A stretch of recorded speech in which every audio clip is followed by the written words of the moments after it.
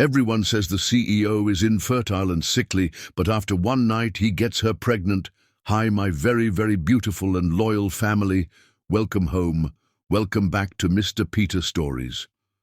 Before anything else, let me wrap you in a warm prayer from the depths of my soul. May your days be kissed with peace, your nights held in comfort, and your heart overflow with love. May every tear you've shed water the garden of your dreams. And may the light you've given to others return to you 1,000 times more. You are loved, you are seen, and you are never alone. Amen. My sweet, sweet family, I want to ask you, are my stories still touching your hearts? Am I telling the kind of love you long for?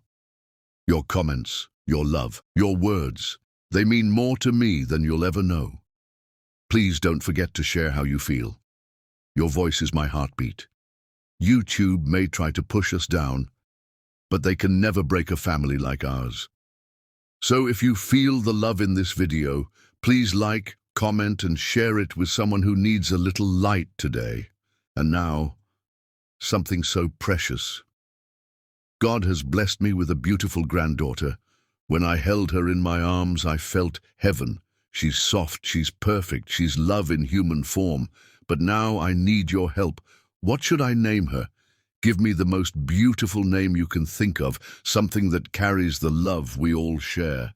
And now, my beautiful family, let's begin this story. And as always, let's start with love. Thorne Westbrook stood at the floor-to-ceiling windows of his penthouse office, staring out at the Manhattan skyline as evening shadows stretched across the city. The ruby glow of sunset caught on steel and glass, but for Thorne there was no magic left in his world, only the cold reality of rumors that had taken on a life of their own. At 36, he had built Westbrook Innovations into a tech empire valued at billions. Yet in the circles where deals were made over whiskey and handshakes, he had become something else entirely, a curiosity, a subject of cruel whispers. Poor Westbrook. All that money and no heir to leave it to. Have you noticed how sickly he looks? Probably why his wife left. I heard he can't, perform, explains why Alessandra walked out. The whispers had begun after his divorce 3 years ago. Alessandra, the woman he had loved since college, had stood before the press with mascara-stained cheeks and declared that she couldn't bear the emptiness of a childless marriage to a man incapable of giving her a family. The words had cut deeper than any business defeat ever could. The truth was far more complex. Their fertility struggles had been mutual, but Alessandra had found it easier to blame him publicly than accept her role in their childlessness. And his pallor, the sickly appearance that fueled speculation, was simply the result of grueling 18-hour workdays and chronic insomnia.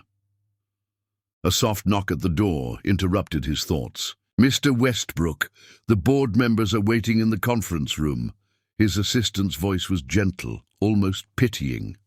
He straightened his shoulders and adjusted his tailored suit jacket. "Thank you, Lydia. Tell them I'll be right there." As he gathered his tablet and notes, his phone buzzed with a text from his closest friend, Marcus. "Don't forget, Zenith Gallery opening tonight. No excuses this time. You need a life outside that office." Thorne sighed. He had promised Marcus he would attend, though the thought of navigating another social event filled with the same people who gossiped about his supposed inadequacies made his stomach tighten. The board meeting dragged on for 2 hours. By the time he arrived at the Zenith Gallery in Chelsea, the opening was in full swing. The converted warehouse space buzzed with New York's elite, investors, celebrities, artists, and influencers documenting their every move. Thorne moved through, the crowd with practiced ease, nodding at familiar faces, shaking hands when necessary. "There he is!" Marcus appeared at his side, champagne flute in hand. "I was beginning to think you'd stood me up." "Board meeting ran long," Thorne explained, accepting the glass Marcus pressed into his hand. Of course it did. Heaven forbid Thorne Westbrook take an evening off. Marcus grinned, but concern shadowed his eyes. How are you really? And don't give me the press release version. Thorne took a sip of champagne before answering. I'm fine. Bullshit. I saw the article in Business Insider yesterday. Westbrook's empty legacy. That headline was brutal. Thorne's jaw tightened. Just another day of character assassination. I'm used to it. You shouldn't have to be, Marcus replied, his voice hardening. What Alessandra did is in the past, Thorne cut him off. I've moved on. Before Thorne could say more, his attention was caught by a painting on the far wall, an explosive canvas of deep blues and vibrant golds that seemed to capture both storm and sunshine in the same moment. As he moved closer to examine it, he realized someone was already standing before the painting. She stood perfectly still, her head tilted slightly as she studied the canvas, with an intensity that suggested she was seeing far more than pigment and texture. She was striking, tall and elegant in a simple gold dress that complemented her rich, dark skin. Her hair was styled in an intricate updo, adorned with delicate gold pins that caught the gallery lights. What intrigued him most, however, was her complete absorption in the artwork. It's like looking at hope and despair having a conversation, isn't it?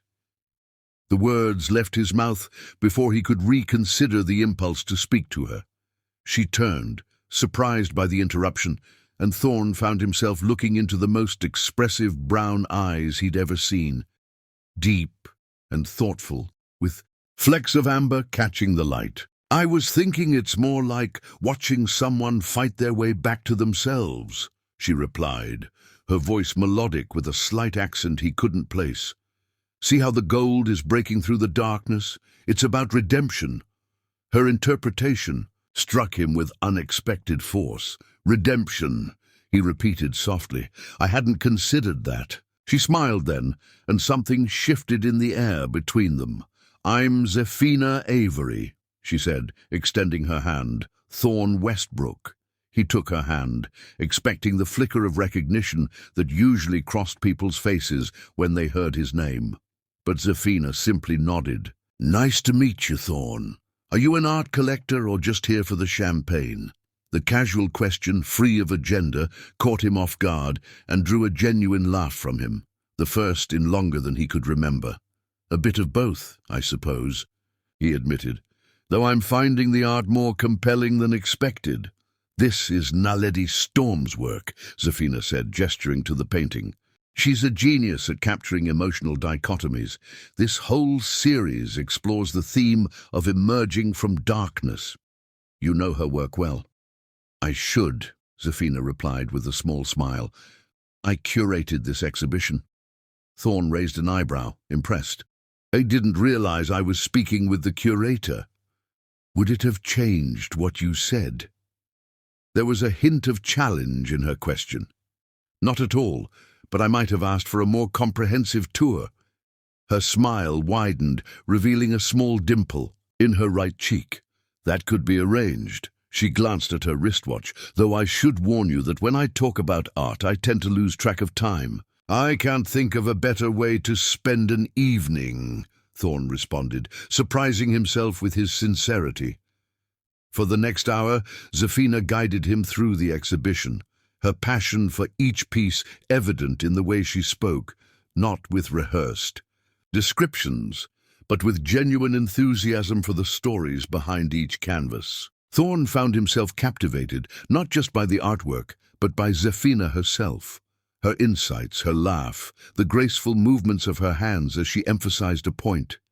She was 26, he learned, and had earned her master's degree in art. History from Howard University before working at galleries in Washington, D.C., Paris, and now New York.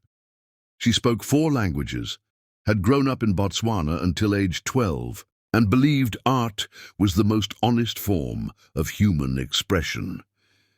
By the time they circled back to the blue and gold painting that had first drawn him in, Thorne realized he had completely forgotten about the other guests, the business troubles awaiting him tomorrow, and the whispers that usually followed him through rooms like this. You never did tell me if you're a collector, Zefina said as they stood before the painting once more. I own some pieces, Thorn admitted, but I've never had anyone help me see them quite the way you do. Perhaps you've been looking without seeing, she suggested, her eyes meeting his with unexpected directness. The simple observation felt profound, applicable to far more than his appreciation of art. For the first time in years, Thorn felt something stir within him, a flicker of possibility where there had been only resignation. I'd like to see more, he said quietly. Of the art, he added quickly, though they both knew he meant something more. Zefina studied him for a moment, as if assessing whether he was worth the risk. Then she reached into her clutch and pulled out a business card. My personal number is on the back, she said, in case you're serious about seeing things differently. As their fingers brushed during the exchange, Thorn felt a jolt of connection that had nothing to do with static electricity and everything to do with the way she looked at him, like she saw the man, not the reputation that preceded him. Long after he'd left the gallery, the weight of her card in his pocket felt like the only real thing in a world that had judged and dismissed him based on whispers and lies. For the first time in 3 years, Thorn Westbrook dared to hope that perhaps his story wasn't finished after all. Chapter 2. Beyond First Impressions. 3 days after the gallery opening, Thorn finally gathered the courage to call Zefina. He'd spent those days turning her business card over in his hands, wondering if the connection he'd felt had been real or simply a product of his loneliness. Zenith Gallery, Zefina Avery speaking. The professional tone caught him off guard. Zefina, it's Thorn Westbrook. A pause, then her voice softened. I was beginning to think you weren't interested in seeing things differently after all. I've been tied up with meetings, he lied, unwilling to admit his hesitation. But I can't stop thinking about that blue and gold piece. Is it still available? Naledi's Emergence. Yes, it is. I'd like to purchase it. The decision was impulsive but felt right. And perhaps you might join me for dinner to discuss the artist's other works. Another pause. Mr. Westbrook, Thorn, he corrected. Thorn, she conceded. I don't typically dine with clients. Consider it a professional consultation, then. He held his breath, suddenly feeling like a teenager asking for a first date rather than a billionaire CEO who commanded boardrooms. Professional, she repeated, a smile evident in her voice. In that case, I know a small cafe in the West Village, much better for discussing art than some stuffy restaurant where they'll interrupt us every 5 minutes to refill water glasses. Relief washed over him.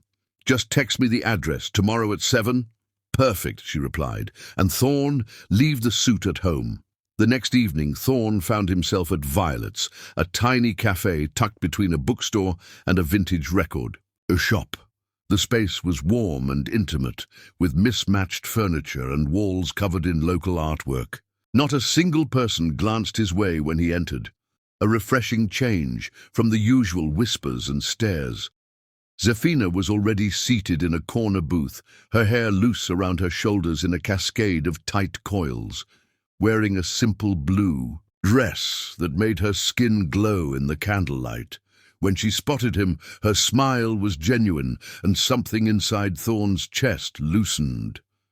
You actually did it, she said, as he slid into the seat across from her. Did what? Left the suit at home.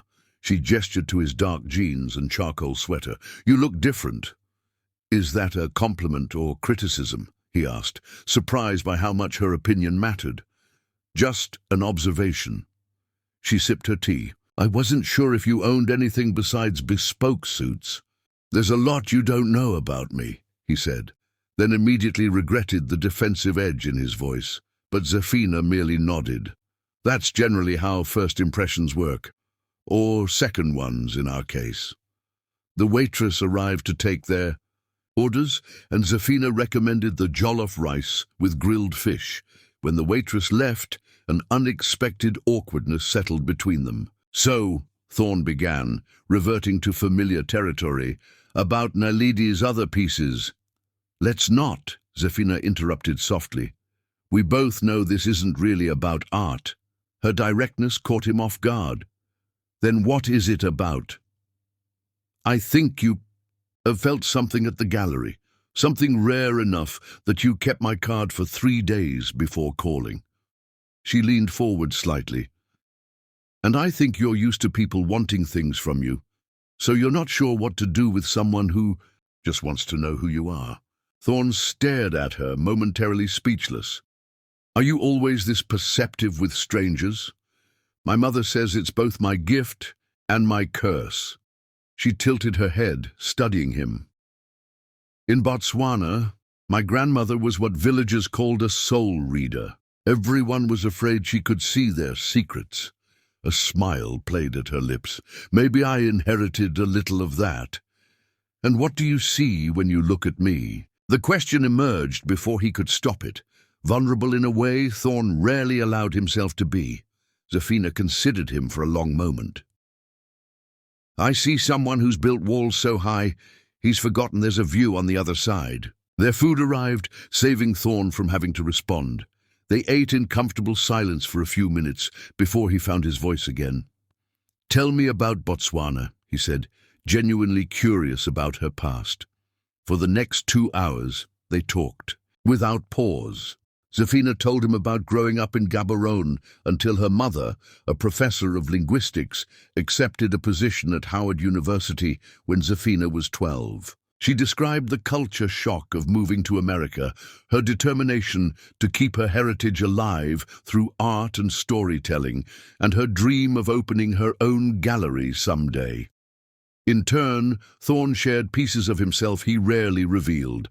His childhood in a modest Chicago suburb, losing both parents in a car accident at 23, channeling his grief into building his company. He carefully avoided mention of Alessandra or the rumors that had followed their divorce, and Zafina didn't press.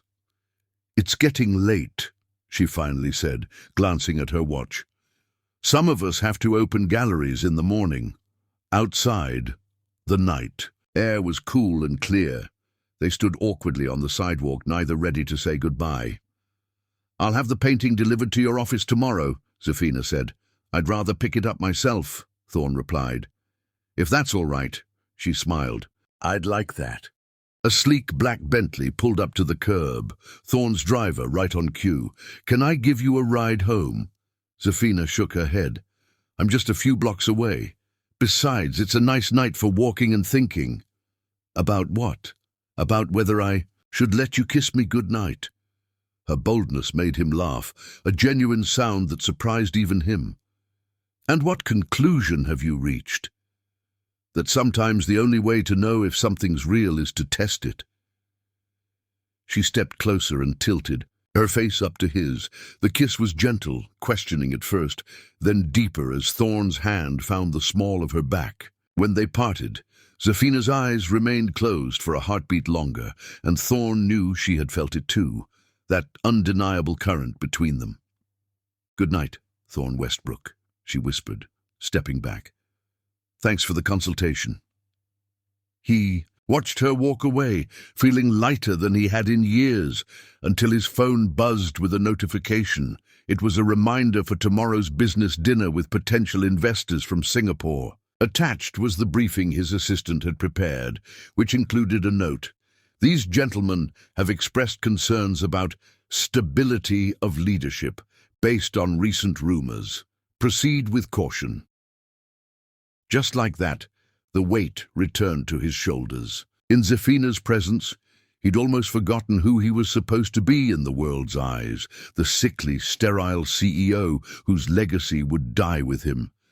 But for the first time, a small voice inside him wondered if perhaps those whispers didn't have to define him after all. Chapter 3.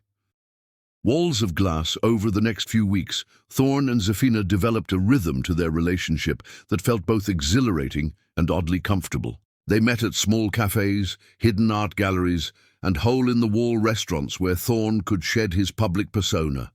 Never at high-profile restaurants. Never at events where business associates might see them. Never at his penthouse or her loft apartment. Zafina noticed the pattern, but didn't comment on it until one evening, as they walked through a quiet section of Central Park, the early summer air sweet with flowering trees. "You know," she said casually, "for someone who owns half of Manhattan, you seem remarkably determined to hide in its shadows." Thorn's steps faltered slightly. "Is that how it feels? Like I'm hiding you?" "I'm not sure if you're hiding me or hiding from something else when you're with me." Her hand remained in his, but he felt a new tension in her fingers. Does it have something to do with why you never talk about your ex-wife or invite me to any events where your colleagues might be?" The question hung between them, dangerously close to territories Thorn had carefully avoided. He steered them toward a secluded bench overlooking the pond. "My world, the business world, it's not always kind," he began carefully, "especially to things that matter to me." Zafina studied his face in the fading light. "And I matter to you?" "More than I expected," he admitted. "That's why I want to keep us separate from all that." She didn't look entirely convinced. "Separate worlds for separate parts of your life. Does that ever get exhausting?" "You have no idea," he murmured.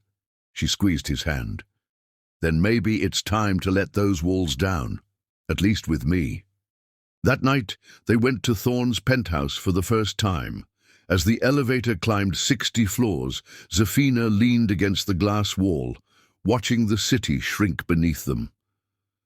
"Ever feel like you're living in a glass tower?" she asked. "Everyone can see in, but nobody can reach you." The observation was so close to how he often felt that Thorn could only nod. When the doors opened directly into his apartment, Zafina gasped softly at the panoramic views of New York sprawled out before them, twinkling like fallen stars. "It's beautiful," she said, walking to the floor-to-ceiling windows. "But so isolated." "That's the point," Thorn replied, pouring them both a glass of wine. "Up here I can breathe, away from the whispers." The question was gentle but direct. Thorn froze, glass halfway to his lips. "What do you know about that?" "Not much," she admitted. "Just that whenever we're out, you tense up if we encounter anyone who might recognize you. And you get this look in your eyes sometimes, like you're bracing for something unpleasant." Relief washed over him. She didn't know the specifics then. For a moment, he considered telling her everything. About Alessandra's public betrayal, the rumors that followed, how business associates now looked at him with pity or doubtful speculation about his health and virility. Instead, he set down his glass and crossed to where she stood. "Tonight, I don't want to talk about any of that. Tonight, I just want to be with you." He cupped her face in his hands, and Zafina melted into his touch. When they kissed, it felt like freedom, like everything beyond this room and this moment ceased to exist. Later, as moonlight streamed through the uncurtained windows, they lay tangled together on the soft rug in his living room. Thorn traced patterns on her bare shoulder, marveling at the contrast between her smooth, dark skin and his pale fingers. A half-empty bottle of wine and discarded clothing scattered around them told the story of their passionate evening. "What are you thinking?" Zafina asked, her chin propped on his chest, eyes studying his face with such tenderness it made his heart ache. "That I've never brought anyone here before," he admitted quietly. "This place has always been my sanctuary away from everything. But having you here doesn't feel like an intrusion. It feels right." She smiled, reaching up to brush a strand of hair from his forehead. "You know, in Botswana, my grandmother had a saying, 'The walls we build to keep others out also keep us imprisoned.'" Your grandmother sounds wise. She was. Zafina nestled closer, her warmth a balm against the cool night air. She also said that when you find someone who makes your soul recognize its counterpoint in another, you shouldn't let fear keep you apart. Thorn's fingers stilled, on her shoulder. Is that what we are, counterpoints? I think we might be, she whispered. You're all sharp edges and controlled passion. I'm unexpected angles and expressed emotion. We're different, but we fit. He rolled her gently onto her back, hovering above her, searching her eyes. I haven't felt like I fit anywhere in a very long time. Then maybe it's time you made space for new possibilities, she said, pulling him down for a kiss that spoke of promises neither was ready to voice. They moved to his bedroom eventually, where Thorn showed her with actions what he couldn't yet say with words, that she was unraveling him in the most beautiful way, breaking down barriers he had thought impenetrable. Later, tangled in his sheets, her head resting on his chest, Thorn felt something shift inside him. With her warm weight against him and her steady breathing synced with his, the walls he'd built seemed less necessary, more burdensome. My ex-wife, he began quietly, staring at the ceiling.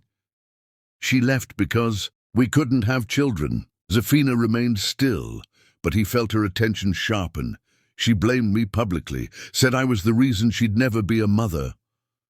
The words felt foreign in his mouth after years of avoiding them. It became my identity in certain circles, the defective CEO who couldn't even produce an heir.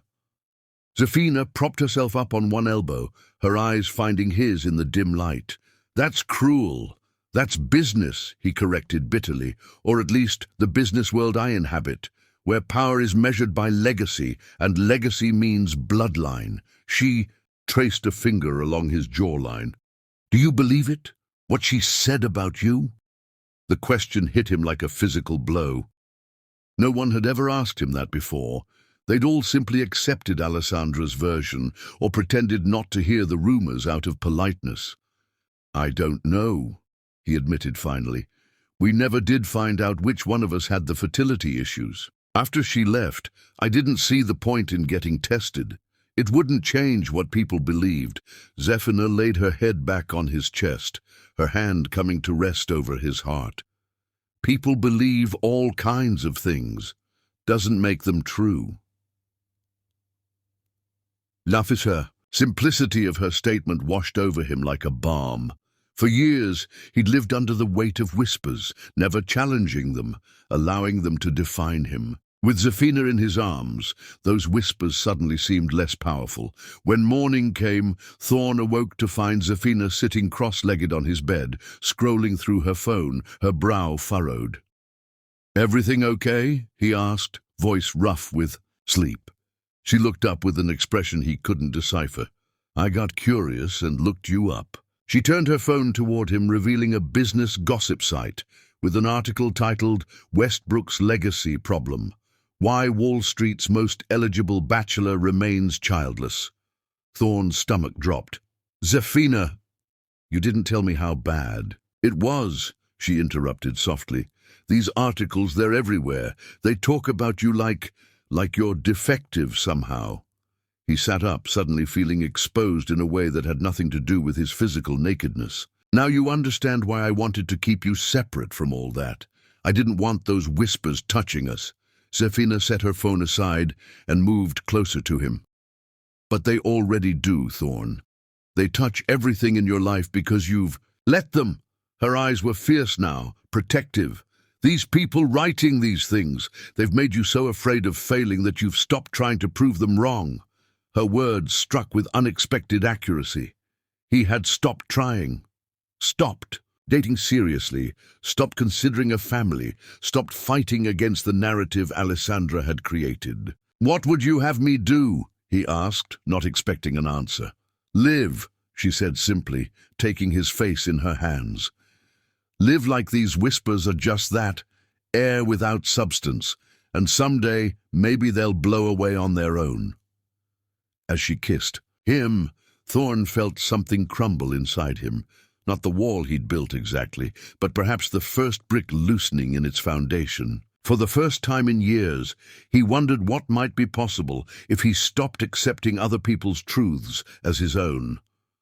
What he didn't know, as Zafina nestled back into his arms, was that the universe had already set in motion the most powerful refutation possible to the whispers that had haunted him for so long.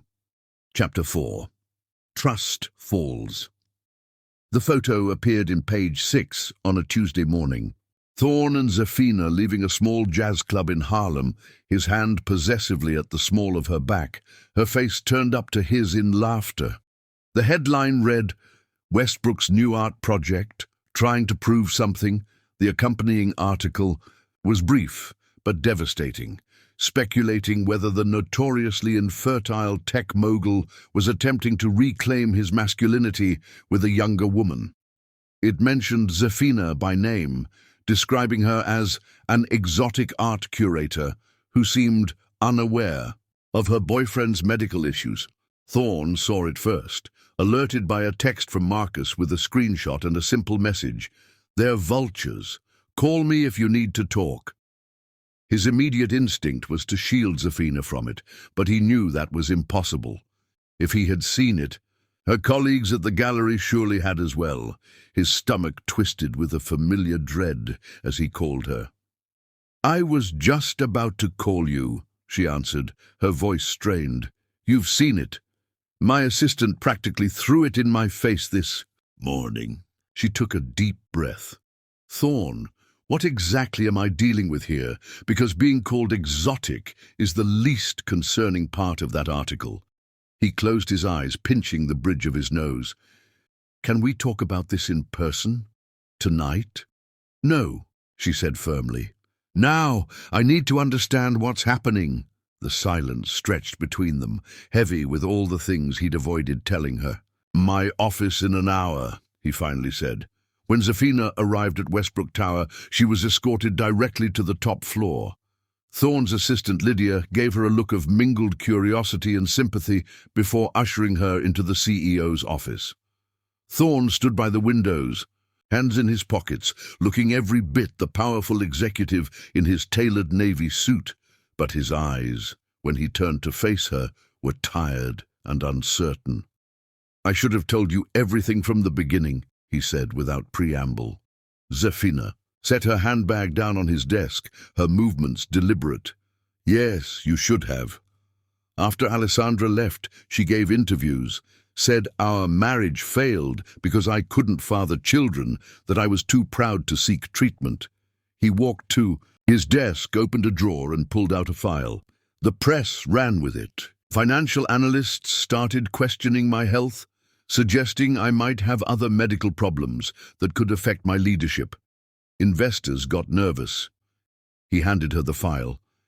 Inside were dozens of articles spanning the past 3 years, all variations on the same theme. Thorn Westbrook, the brilliant but damaged CEO who would leave no legacy. "Is it true?" Zafina asked quietly, looking up from the file. "The medical issues? I don't know," Thorn admitted, the words still difficult to say aloud. "Alessandra and I tried for 2 years. Nothing happened. She wanted extensive fertility testing. I was focused on the company's expansion. By the time I was ready to address it, she had already decided I was the problem. And you never got tested afterward, to know for sure?" He shook his head. "What would be the point? The narrative was already set." Zafina's expression hardened. "The point would be knowing the truth for yourself, regardless of what others believe." She dropped the file back on his desk. "But you'd rather live in uncertainty than risk confirmation." Her assessment stung because it was accurate. He had feared that tests might prove Alessandra right, so he'd chosen ignorance instead. "I thought I was protecting you by keeping all this separate," he said. "I didn't want these whispers to touch you." "But they have," she replied, her voice rising slightly, "and you let me walk into it blindly. Do you know what that feels like? To learn from a gossip column that the man you're falling in love with has been hiding something this significant?" The Words falling in love with hung in the air between them, an accidental confession that neither acknowledged directly. "I'm sorry," he said, the words inadequate but sincere. "I didn't know how to tell you without making it seem like I was damaged somehow."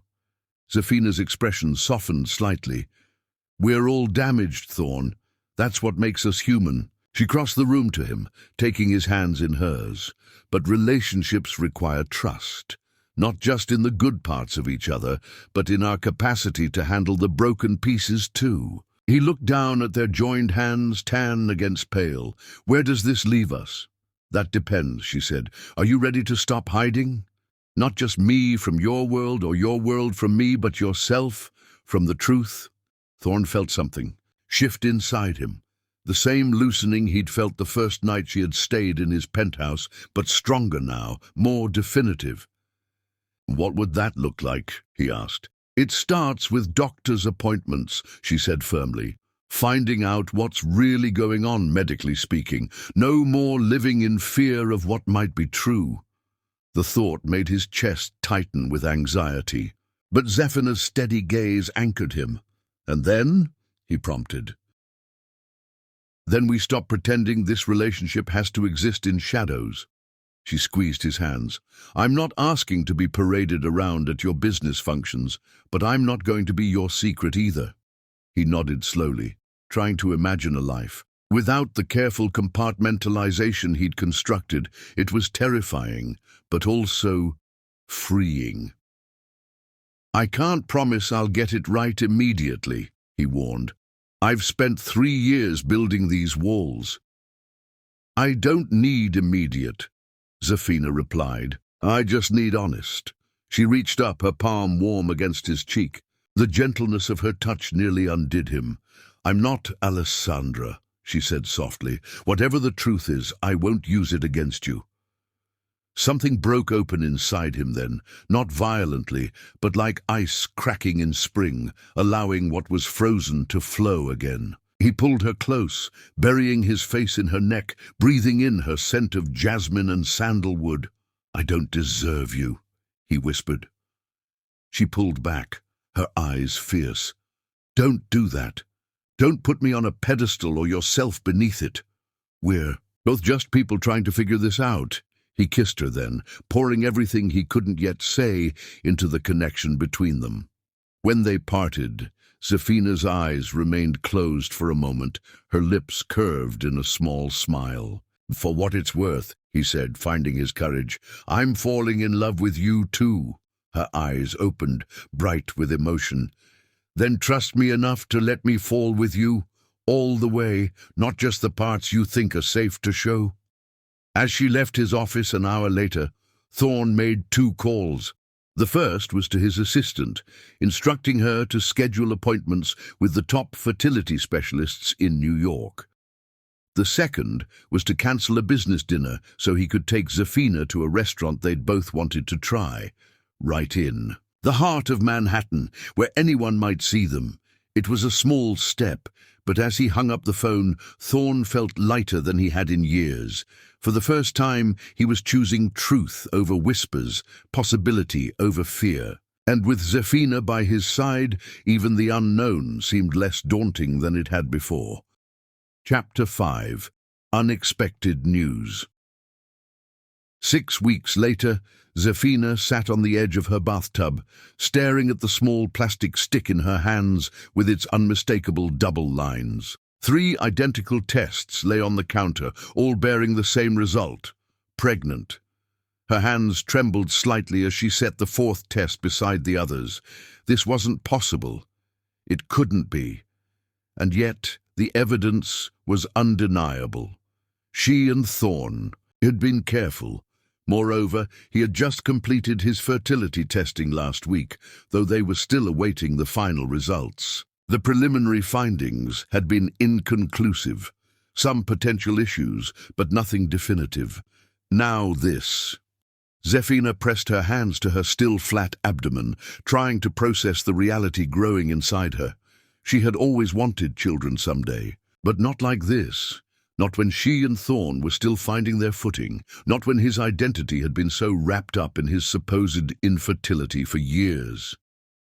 Her phone buzzed with a text from Thorn. "Dinner at 7. I have news from the doctor." Her heart clenched. He had news, and so did she. But which would she deliver first, and how would he react to hers? "See you at 7. Your place," she replied, unable to think of anything else to say for the rest of the day. Zafina moved through her duties at the gallery in a fog. She rearranged a display 3 times before her assistant Kira gently took the artwork from her hands. "Are you feeling all right?" Kira asked, concern in her eyes. "You look pale."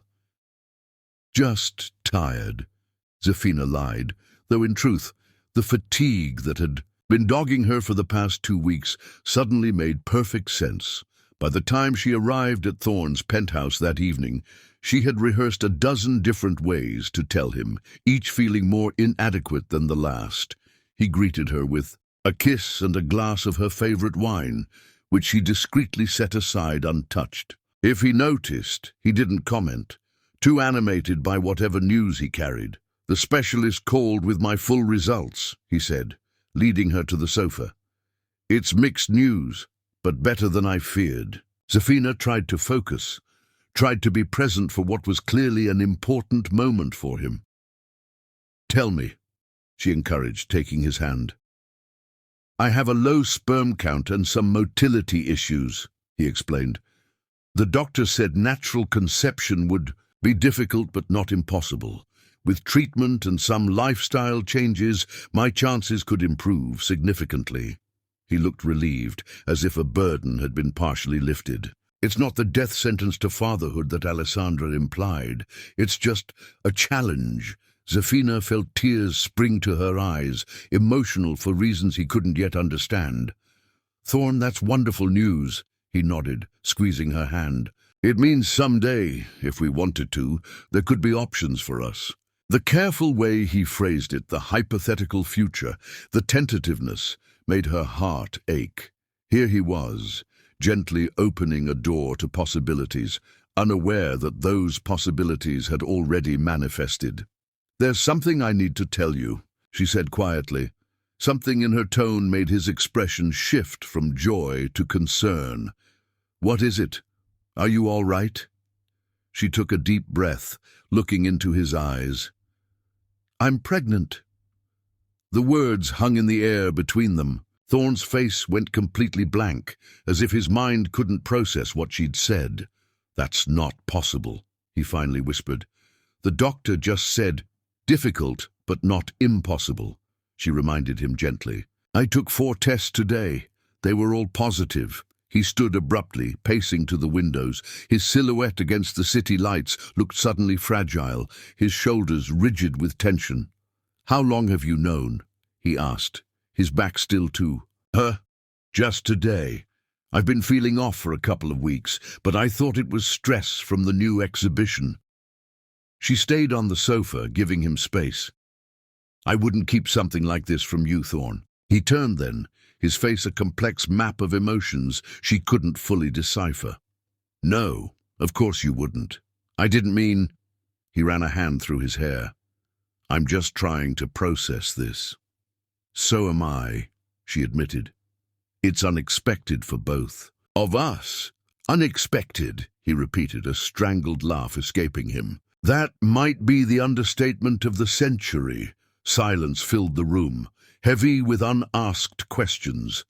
Zafina felt cold suddenly, vulnerable in a way she hadn't anticipated. They had only been together for a few months. Was this too much? Too soon? Would he think she had somehow planned this? "Say something," she finally whispered. "Please." Thorn moved back to the sofa, sitting beside her but leaving space between them. His eyes searched her face. "For 3 years," he said slowly, "I've lived with the label that I was somehow less of a man because I couldn't father a child. It became part of who I was, this defect that everyone whispered about." Zafina felt tears threatening again. "Thorn," he held up a hand, asking her to let him finish. When I met you for the first time, I started to believe that maybe those whispers didn't have to define me, that I could be more than what people said I was. His eyes flickered to her still flat stomach. And now this. It's like the universe is playing some cosmic joke. All those years of trying with Alessandra, nothing happened. A few months with you and... I know it's a shock, she said softly. It is for me too. A shock, he echoed. Then something shifted in his expression. No, not just a shock, it's a miracle. Before she could respond, he slid from the sofa to his knees before her, taking both her hands in his. Do you understand what this means? All those whispers, all those rumors, they were wrong. I was wrong to believe them. Tears spilled down her cheeks. You're not upset? Upset? He looked genuinely confused. Zafina, how could I be upset? This is... He struggled for words, then simply pressed his forehead against their joined hands. When he looked up again, his eyes glistened with emotion. I never thought this would be possible for me. Relief washed through her, so powerful she felt dizzy with it. I was afraid you might think it was too soon, that we weren't ready. Are we ready? He asked, genuine curiosity in his voice. I don't know, but I do know that I love you, and whatever comes next, we'll figure it out together. The words, I love you, hung in the air between them, the first time he had said them directly, without qualifiers about falling or trying. Zafina felt her heart expand in her chest. I love you too, she whispered. He rose then, sitting beside her and pulling her close. His hand moved tentatively to her abdomen, resting there with a touch so gentle it made her breath catch. A baby, he murmured, wonder in his voice. Our baby. They sat like that for a long time, the city lights twinkling around them as night deepened. Tomorrow there would be practicalities to discuss, doctors to call, futures to plan. But in this moment there was only this truth. The whispers that had haunted Thorne for years had been silenced by the most elemental proof of life.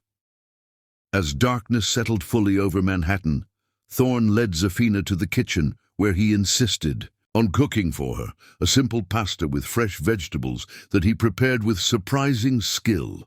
I didn't know you could cook, she said, watching him move confidently around the space. There's a lot you don't know about me yet, he replied with a smile that reached his eyes in a way she rarely saw. When my parents died, I had to learn to take care of myself. Cooking became therapeutic. They ate at the small breakfast nook, their conversation flowing naturally from plans for doctor's appointments to amusing stories from their childhoods. For the first time since they'd met, Thorne seemed completely unburdened, his laughter coming easily, his eyes constantly returning to Zafina's face, as if to reassure himself this was real. After dinner he disappeared briefly and returned with a small wooden box. What's this? She asked as he placed it on the table. Something I've kept hidden away for a long time, he said, opening the lid to reveal yellowed photographs, baby trinkets, and a small silver rattle. These were mine when I was a baby. My mother saved everything. Zafina picked up a worn teddy, bare no bigger than her palm. It's so tiny. I was premature, he explained, his voice soft with remembrance. They didn't think I would make it. My mother used to tell me I was a fighter from day one. His eyes met hers, earnest and vulnerable. Maybe that's why this feels so significant, not just the pregnancy, but what it means. What does it mean to you? She asked, seeing a new side of him emerging. He took her hand, his thumb gently caressing her knuckles. It means I get a second chance at family. After my parents died, I threw myself into building the company. I thought if I couldn't have the family I lost, I'd create something else that would last. His voice caught slightly.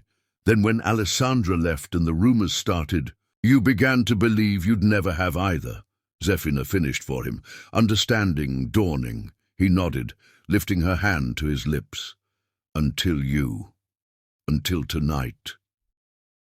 They moved to the balcony, wrapped in a soft blanket against the cool night air. Thorn held her from behind, his arms encircling her waist, his hands protective over where their child grew. "What are you hoping for?" she asked. "Boy or girl?" "Healthy," he replied without hesitation. "Beyond that, I don't care." He paused, resting his chin on her shoulder. "What about names? Have you thought about that yet?" Zafina turned in his arms to face him. "In my culture, names have meaning. They tell a story." "Like Zafina?" She smiled. "My name means hidden treasure. My grandmother chose it because she said I would reveal my true value slowly to those patient enough to discover it." "She was right," Thorn said, tucking a strand of hair behind her ear. "What would you name our child?" "If it's a girl," she said thoughtfully, "I like Zara. It means princess in Swahili, but it can also mean radiance or flower in other languages." "Zara," he repeated, testing the name. "Zara Westbrook. It's perfect."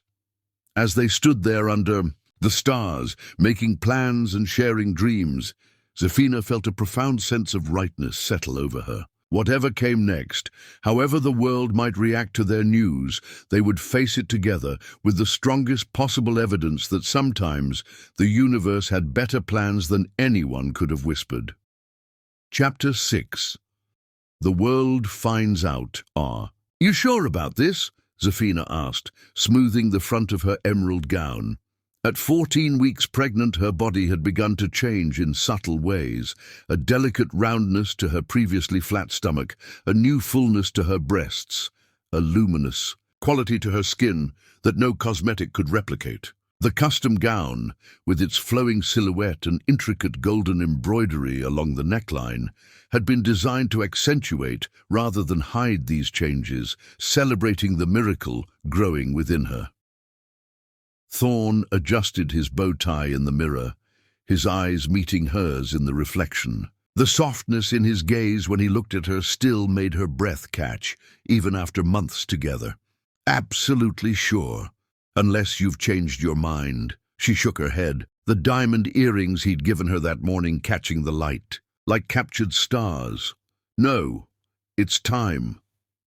Tonight was the Westbrook Foundation's annual charity gala, the most significant social event on Thorn's calendar. For 3 years, he had attended alone, enduring pitying glances and whispered comments about his solitary state. This year would be different. This year, he would arrive with Zafina on his arm, her pregnancy visible to anyone paying attention, a living testament against the lies that had shadowed him for so long. They had spent the past 8 weeks adjusting to their new reality. Zafina had moved most of her belongings into Thorn's penthouse, though she still kept her apartment as a studio space. They had visited doctors, seen sonograms, heard the rapid flutter of their baby's heartbeat, each moment connecting them more deeply to each other and to the life they were creating together. Each milestone had cemented the miracle growing between them. Now it was time for the world to know. "Ready?" Thorn held out his hand to her, his eyes reflecting both vulnerability and determination. She took it, squeezing gently. "Ready." The grand ballroom of the Plaza Hotel shimmered with ethereal beauty, crystal chandeliers casting prism-like rainbows across marble floors, arrangements of white orchids and roses creating fragrant islands throughout the space. New York's elite moved through this enchanted setting like exotic creatures in their natural habitat. Business magnates, politicians, celebrities, all gathered under the pretense of charity, but equally invested in the social currency of being, seen at the right events. As Thorn and Zafina entered, a momentary hush fell over the nearest clusters of guests, like a breath collectively held, before conversation resumed at an even more animated pace. Zafina felt the weight of countless eyes upon them, some curious, some calculating, some openly envious. She straightened her shoulders, drawing strength from Thorn's steady presence beside her. "Thorn, there you are." Marcus appeared at their side, champagne in hand, his genuine smile a welcome contrast to the artificial ones surrounding them. "And the lovely Zefina, you look absolutely radiant tonight." His eyes dropped briefly to her midsection, a knowing smile spreading across his face. "News travels fast," Thorn observed dryly. "Only to those who know where to look," Marcus replied with a wink. "Congratulations, both of you. This calls for a toast." He signaled a passing waiter who approached with a tray of champagne flutes. "Sparkling. Water for the lady," Marcus instructed, handing Zefina a crystal flute of bubbling water while taking 2 champagne glasses for himself and Thorn. "To new beginnings," he toasted, raising his glass, his eyes reflecting sincere happiness for his friend. "New beginnings," Thorn echoed, his eyes fixed on Zefina with such naked adoration that she felt warmth bloom across her cheeks and cascade down to her heart. As they circulated through the room, Thorn maintained physical contact with her at all times, a hand at the small of her back, fingers intertwined with hers, a protective arm around her waist. The message was clear. They were a unit, a partnership, and he was proudly, publicly claiming both her and the child she carried. The reactions varied, yet remained predictable. Former associates who had eagerly spread rumors about Thorn's infertility now approached with awkward congratulations, their discomfort evident in forced smiles and darting eyes that couldn't quite meet his. Business rivals watched from a calculated distance, their whispers hidden behind crystal flutes, no doubt already spinning theories about Zefina's motives and the child's paternity. Only younger entrepreneurs, less invested in the old gossip, offered congratulations that rang with genuine warmth. "Thorn Westbrook," a voice called out, the smooth tone carrying a hint of venom beneath its polished surface. Thorn stiffened beside her, his hand tightening imperceptibly at her waist. "What a surprise to see you looking so domesticated." They turned to face an elegant older man with steel-grey hair and eyes like winter frost. Victor Harrington. Thorn had told her, his most ruthless competitor and a board member at Alessandra's father's company. "Victor," Thorn acknowledged with a nod, his voice betraying none of the tension Zefina could feel radiating through his body. "May I introduce Zefina Avery, my partner." Victor's eyes traveled over Zefina with clinical detachment, lingering on her midsection with a raised eyebrow that spoke volumes. "Charmed, I'm sure." His smile never reached his eyes, remaining as cold as a predator's assessment. "Quite the miraculous development, wouldn't you say? Almost unbelievable, really. The implication hung in the air between them, poisonous and deliberate, a carefully crafted barb designed to wound. "The only unbelievable thing," Zefina replied before Thorn could speak, her voice melodic yet edged with steel, "is how some people cling to outdated gossip when reality proves them wrong." She smiled with honeyed sweetness, though her eyes remained cool as riverstones. "But I suppose that's the difference between those who adapt to new information and those who, well, stagnate in their own bitterness." Victor's face hardened, the mask of civility slipping for just a moment to reveal the anger beneath. Before he could respond, another guest called his name, providing a convenient excuse for his departure. "We'll be watching with interest," he said to Thorn as he moved away, the words carrying an unmistakable threat. "Parenthood is quite the challenge, I hear." When he was out of earshot, Thorn turned to Zefina with a mixture of amazement and pride illuminating his features.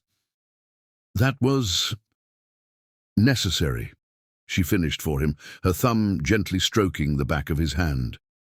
"I'm not going to stand quietly while people like him try to diminish what we have, what we're building together." He touched her cheek with reverent tenderness. "Have I told you today how much I love you?"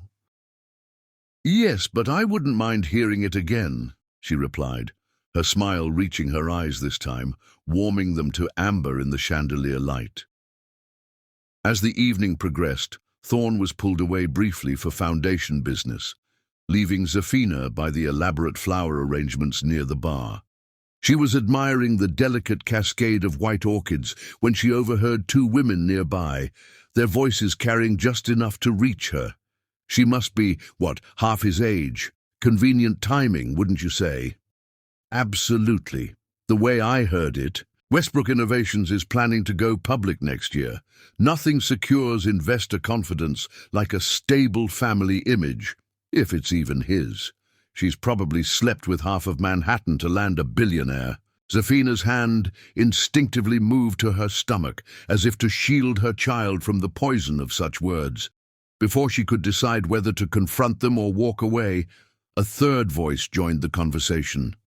Ladies, if you're going to speculate about someone's private life, you might want to ensure they're not standing 3 feet away from you. The women turned, faces flushing as they saw Lydia, Thorne's executive assistant, standing with arms crossed and a dangerous smile on her face. Ms. Avery is a respected curator with multiple advanced degrees who's been exhibited in galleries worldwide, Lydia continued pleasantly. And Mr. Westbrook's personal life is exactly that. Personal.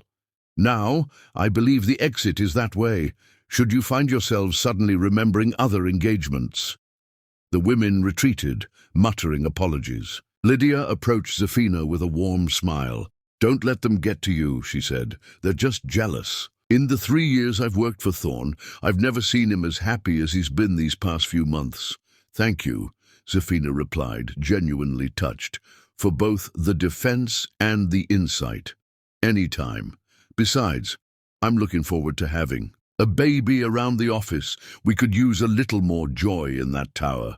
When Thorne returned to her side, Zafina nestled against him, drawing strength from his solid presence. Everything okay? He asked, sensing a shift in her mood. Better now, she assured him. Just reminded that not everyone will be happy for us. His arm tightened around her. Their opinions don't matter, don't they? She asked softly.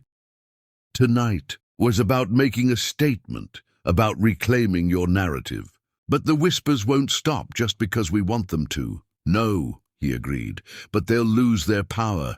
Every day you're with me, every day our child grows, it's living proof that what they believed about me was wrong. As the evening drew to a close, they stood together on the terrace. The city lights spread out before them like a carpet of stars. Thorne placed his hand over the gentle swell of her abdomen, and Zafina covered it with her own. Whatever they say, he murmured against. Her hair, this is real, this is true. And for that moment, with the warmth of his body against hers and their child growing between them, the whispers faded to nothing, irrelevant in the face of the future they were building together. What they didn't see was the photographer on the roof of the building opposite, capturing the intimate moment with a telephoto lens. By morning, their image would be splashed across every gossip site and business publication in the country, accompanied by headlines that would bring the whispers roaring back to life. Chapter 7, Family Matters. I'm not sure you understand what you've walked into, Zafina. Naledi Avery sat across from her daughter in Thorne's expansive living room, her posture regal despite the 20-hour flight from Gaborone that had brought her to New York. At 56, she remained striking, her silver-streaked locks framing a face that had passed its beauty to her daughter. Mama, I know what I'm doing, Zafina replied, pouring tea into delicate porcelain cups. At 5 months pregnant, her belly was now prominently rounded beneath her loose silk tunic. Do you? Naledi raised an eyebrow. 3 days I've been here, and already I've seen your face on 2 tabloids in the airport. She picked up a magazine. From the coffee table, where Zafina and Thorne's gala photo was splashed across the cover with the headline, Westbrook's Miracle Baby. Sources questioned paternity. Zafina sighed, setting down the teapot. People will always talk. This isn't the village gossips, MMA. This is a different world. Naledi leaned forward. These wealthy men, they live by different rules. Thorne isn't like that. All men with power are like that in some way, Naledi countered firmly. Your father was a respected professor, and still he had a second family I knew nothing about until after his death. The old pain in her mother's voice made Zafina reach across to squeeze her hand. I understand, Mama, and I'm sorry for what he did to you. But Thorn and I have built our relationship on honesty from the start. Naledi studied her daughter, concern evident in her eyes. You love him. I do. And the child? Zafina's hand moved protectively to her belly. Was unexpected, but is very much wanted by both of us. Naledi sighed, her expression softening. Then I will try to keep an open mind. But I will not leave until I am certain he deserves you both. The elevator chimed, announcing Thorn's return, and from the office he entered the living room, loosening his tie, his face lighting up at the sight of Zafina. Dr. Avery, he acknowledged Naledi respectfully. I hope you're finding everything comfortable. Quite, she replied, assessing him with the same penetrating gaze she had used on errant students during her decades as a linguistics professor. Zafina tells me you've been meeting with lawyers this week. Thorn nodded, taking a seat beside Zafina and instinctively placing a protective hand on her rounded belly. The baby responded with a strong kick that made him smile with wonder. Yes, updating my will and establishing a trust for the baby. He hesitated briefly. And discussing a prenuptial agreement. Zafina's head snapped up. A what? It's standard in my position, he explained gently. It would protect both of us. From what, exactly? Her voice had cooled several degrees. Thorn looked uncomfortable. It's just business, Zafina. No, she said quietly. This is us, our family, not a merger or acquisition. Naledi watched the exchange silently, her keen eyes missing nothing. Perhaps I should give you two some privacy, she said, rising gracefully. No, stay, Mama, Zafina insisted. Since we're discussing family matters, you should be part of this conversation. Thorn ran a hand through his dark hair, displaying the telltale gesture Zafina had come to recognize as a sign of his discomfort. My attorneys believe it's necessary, given the unique circumstances. What circumstances? Zafina's voice was dangerously calm. The timing, the pregnancy, the scrutiny we're under. Understanding dawned on her face. You're protecting yourself from me. The hurt in her voice was palpable. You still don't fully trust this, do you? Us? That's not it, he protested. It's just business, she finished for him, rising with as much dignity as her pregnant body allowed. Excuse me, I need some air. She moved to the terrace, sliding the glass door firmly closed behind her. Through the transparent barrier, Thorn could see her shoulders shaking slightly as she fought to maintain her composure. You've hurt her, Naledi observed quietly. That wasn't my intention, Thorn replied, rubbing his face tiredly. I'm trying to protect everyone's interests. My daughter isn't interested in your money, Mr. Westbrook. I know that. Do you? Naledi fixed him with a penetrating stare. Because your actions suggest otherwise. Thorn met her gaze directly. Dr. Avery, I love your daughter more than I've ever loved anyone. This child, his voice caught briefly, is a miracle I never thought I'd experience. But I've spent years having my life dissected in public, my personal failures broadcast to the world. I'm trying to shield both of them from that. By treating Zafina like a potential threat, he winced. That's not, it is exactly how it appears, Naledi interrupted. In my culture, when a man loves a woman, he brings cattle to her family as lobola, bride price. It's not about buying her, it's about honoring what her family is giving up and showing respect for what he is receiving. She leaned forward. What respect do you show my daughter with these prenuptial discussions? Thorn was silent for a long moment, considering her words. You're right, he finally said quietly. I've been letting fear drive my decisions again. What are you afraid of, Mr. Westbrook? His gaze drifted to Zafina on the terrace.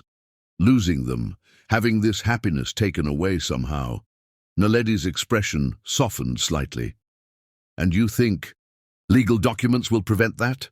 No, he admitted. But it's what I know. Contracts, provisions, contingencies. Perhaps it's time to learn something new. She stood gracefully, gathering her delicate teacup. In my homeland, we have a proverb. A child is what transforms a house into a home. Your child arrives soon, Mr. Westbrook. The question remains whether you're building a true home or merely securing valuable assets. She left him with that thought, retreating to her guest room. Thorne remained seated for several minutes, her words echoing in his mind. Finally, he rose and joined Zafina on the terrace. She didn't turn as he approached, her gaze fixed on the city skyline. I don't want your money, Thorne. I know, he said softly, standing beside her but not touching her yet. And I'm sorry. I was wrong. She finally looked at him, her eyes still damp. I never asked for any of this. The spotlight, the scrutiny, the rumors, I only wanted you. And I've been so focused on protecting what we have that I've been undermining it instead. He reached for her hand tentatively. No prenup, no legal barriers between us. Just trust. She looked down at their joined hands. Are you sure? Your lawyers won't be happy. I don't care. His voice was firm. Your mother made me see something important. I've been approaching our relationship like a business transaction because that's where I feel safest. But that's not what family is about. Zafina's expression softened. She can be quite persuasive. She reminds me of you, Thorne said with a small smile. Or rather, you remind me of her, strong, principled, unwilling to accept less than you deserve. He drew her gently into his arms, his hand cradling her rounded belly between them. I'm sorry I hurt you. I promise I'm trying to be better than the man I was before you. She rested her forehead against his chest. I don't need you to be perfect, Thorne. I just need you to be honest, with me and with yourself. That night, as Naledi observed them over dinner, she saw something shift between them. A new openness in Thorne, a renewed trust in Zafina's eyes. When he spoke of the nursery, he was designing, his excitement was genuine. When he asked Naledi about Swana naming traditions, his interest was sincere. Later, as Zafina walked her mother to her room, Naledi squeezed her daughter's hand. He loves you, she admitted. Perhaps not in the way men loved in my generation, but genuinely. Is that your approval, Mama? Zafina asked with a small smile. It's acknowledgement that perhaps I was too quick to judge. Naledi touched her daughter's cheek, but remind him that in our culture, a child belongs to more than just its parents. This baby will have a grandmother who will cross oceans to protect them both. As Zafina returned to the bedroom she now shared with Thorne, she found him sitting on the edge of the bed, staring at a small velvet box in his hands. What's that? She asked, though she suspected she knew. He looked up, vulnerability naked in his eyes. I've had this for weeks.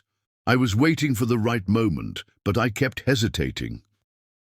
He opened the box, revealing a stunning emerald ring surrounded by diamonds. I don't want to wait anymore. I don't want legal documents between us. I want vows. Zafina's hands went to her mouth as he slid from the bed to one knee before her. Zafina Naledi Avery, will you marry me? Not because of the baby, or what people might say, but because I can't imagine my life without you in it. Tears spilled down her cheeks as she nodded. Yes, she whispered. Yes, I will. As he slipped the ring onto her finger and rose to embrace her, their child kicked forcefully between them, as if adding its own approval to the moment. Outside the bedroom door, unnoticed by either of them, Naledi smiled softly to herself before returning to her room. Perhaps this American businessman was worthy of her daughter after all. Chapter 8. Betrayal Unearthed. Thorne sat alone in his office, the late afternoon sun casting long shadows across the polished surface of his desk. Outside, Manhattan glowed, golden in the fading light, a city of ambition caught in amber. The view no longer captivated him as it once had. His world had shifted, its center now located not in gleaming skyscrapers, but in the quiet moments with Zafina and the future they were building together. His attention was fixed on the email that had arrived 10 minutes earlier. The sender was a name he hadn't seen in his inbox for 3 years. Alessandra Harrington Westbrook. We need to talk. It's important. Meet me at Le Bernardin at 8 p.m. tonight. No explanation, no pleasantries. Just a command, as if she still had the right to make. Demands of his time, as if the years and pain between them could be bridged by a simple dinner invitation. His finger hovered over the delete button, but something held him back. An instinct honed through years of business negotiations.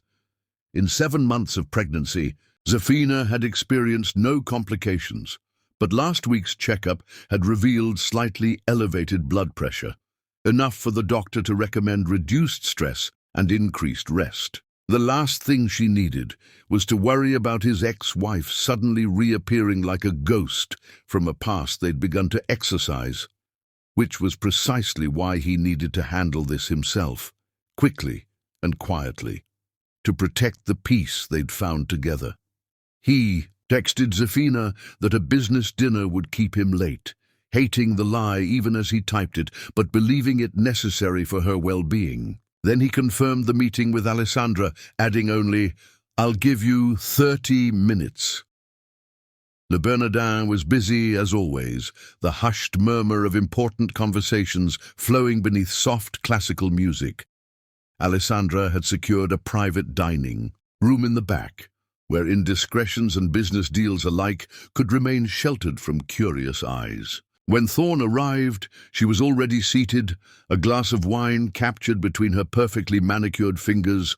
At 38, she remained striking, her honey-blonde hair now cut in a sophisticated bob that framed her delicate features, her makeup applied with an artist's precision, her figure showcased in a burgundy dress that whispered of both power and seduction. "Thorne," she greeted him, rising to kiss the air beside his cheek, her familiar perfume, jasmine and sandalwood, momentarily disorienting him with unwanted memories. "You look well. Fatherhood seems to agree with you. Let's skip the pleasantries," he replied, maintaining his distance, refusing the chair she gestured toward. "Why am I here, Alessandra?"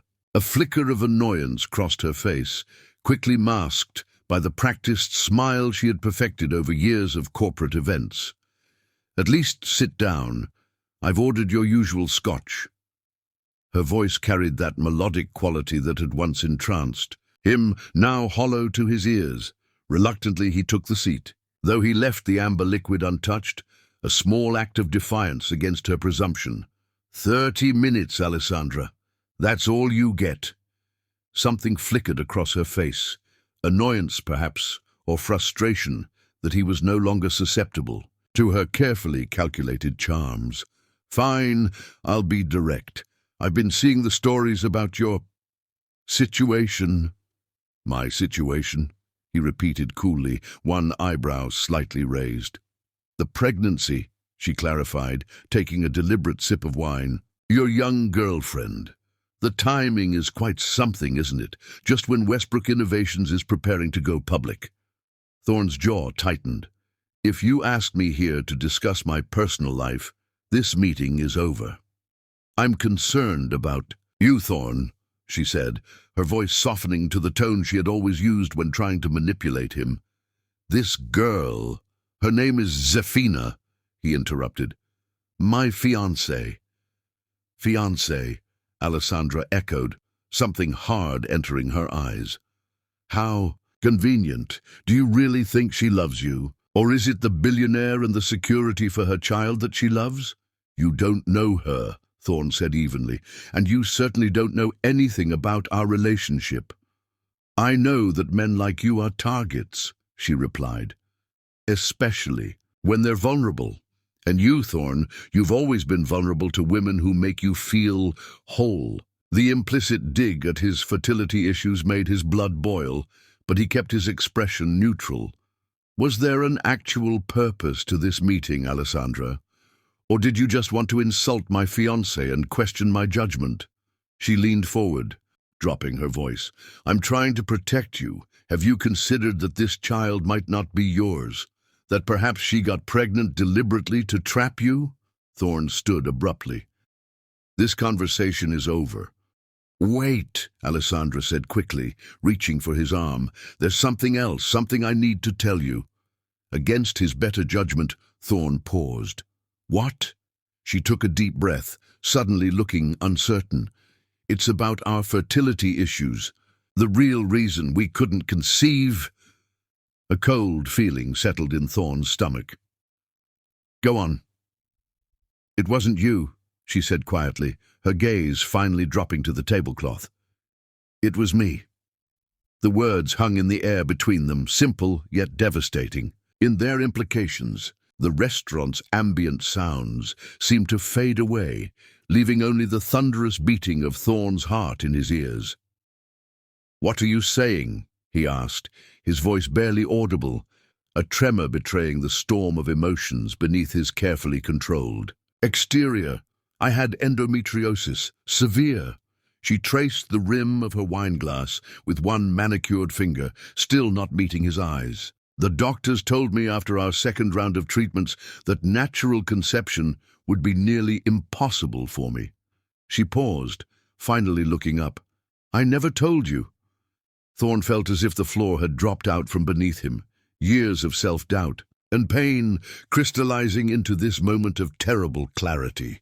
The air seemed to thin, making each breath a conscious effort. You let me believe.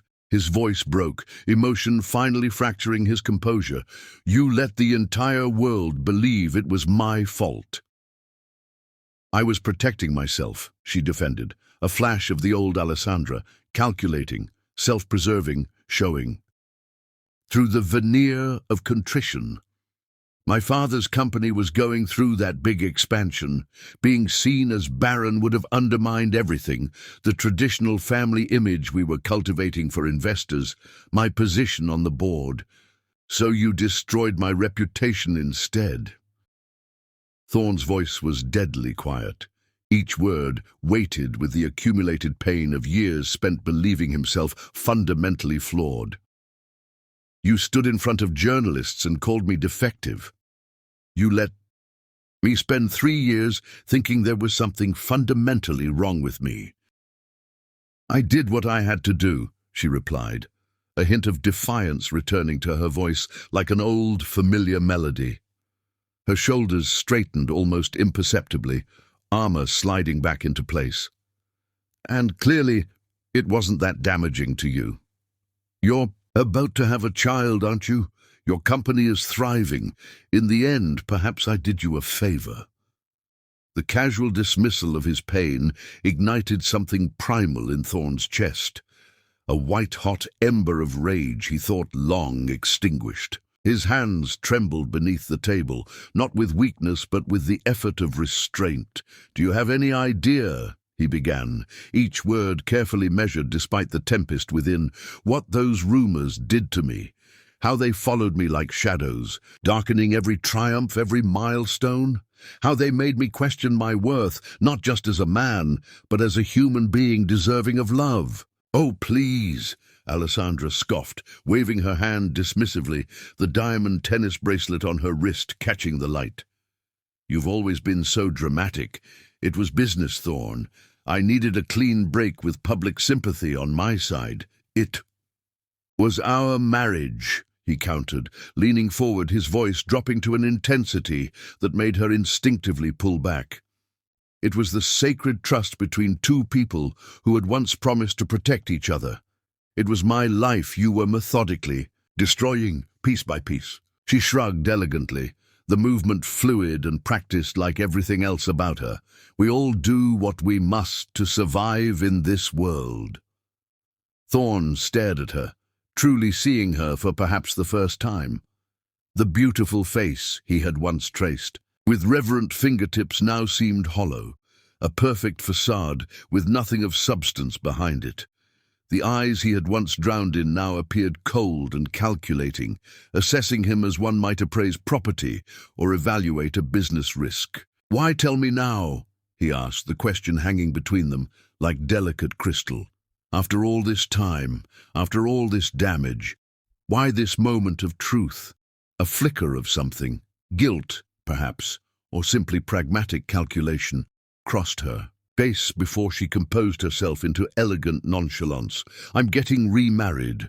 Richard knows about my condition, but I didn't want him hearing some twisted version from someone else. Too many people in our circle know the truth." "So this isn't about conscience," Thorn said, bitter realization washing over him. "It's not about making amends or seeking forgiveness. It's about controlling your narrative." A humorless laugh escaped him, the sound sharp as broken glass. "Some things never change. I thought you deserved to know," she said, defensiveness edging into her perfectly modulated voice. "Especially now, with the baby coming. I didn't want you to always wonder if it was really mine." Thorn finished for her, disgust coloring his words. "Unlike you, Alessandra, some people are capable of honesty in relationships. Some people build connections on trust rather than convenience. Zafina has never given me reason to doubt her." "Everyone has their price, Thorn," Alessandra replied. "Even your perfect Zafina." Something in her tone made Thorn pause. "What have you done?" "Nothing," she said too quickly. "I'm merely suggesting that—" "What have you done?" he repeated, his voice dropping to a dangerous whisper. Alessandra sighed dramatically, reaching for her designer purse and withdrawing a thick envelope. "I may have had someone investigate her background. For your protection, of course." Thorn snatched the envelope but didn't open it. "You investigated my fiancé. Consider it a wedding present," she said with a brittle smile. "Knowledge is power, after all." For a moment, Thorn was tempted to tear the envelope to pieces in front of her, to scatter the fragments across the pristine tablecloth like confetti at a funeral. But a deeper instinct, the need to know what weapons might be used against Zafina, to prepare for whatever attack might come, made him slip it into his jacket pocket instead. "We're done," he said flatly, the finality in his voice unmistakable. "Don't contact me again." "Thorn!" she called as he turned to leave, a note of desperation finally cracking her perfect composure. "What I did, it wasn't personal." He paused at the door, looking back at her one last time.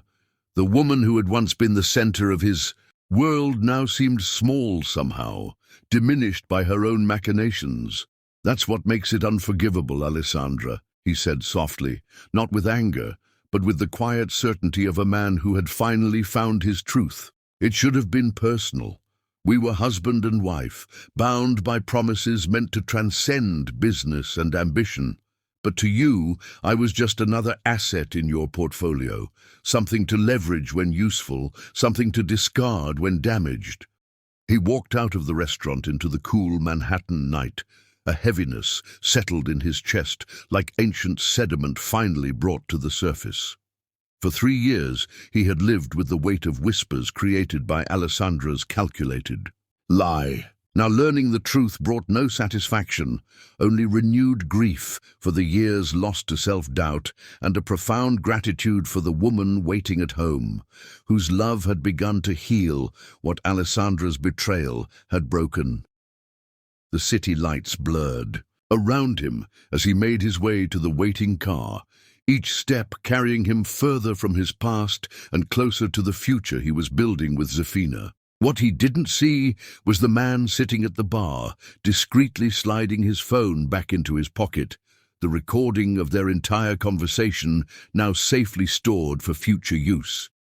Victor Harrington hadn't trusted his daughter to handle this meeting properly, so he had taken precautions. By morning, the recording would be in the hands of his media contacts, edited to present Thorne as the aggressor, the bitter ex-husband, unable to move on despite his new relationship and impending fatherhood.